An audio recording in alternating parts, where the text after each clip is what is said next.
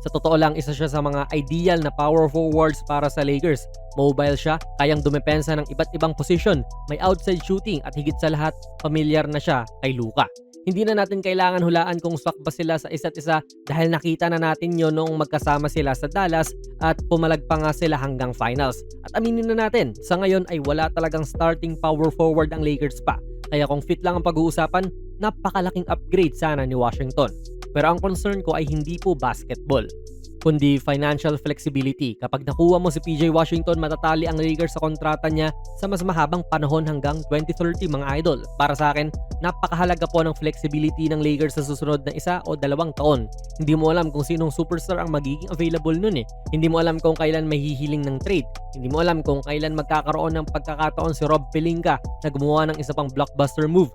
Kapag masyado nang mabigat ang payroll mo, mababawasan ang kakayahan mong samantalahin ang mga ganong klaseng oportunidad at yon ang kinatatakutan ko.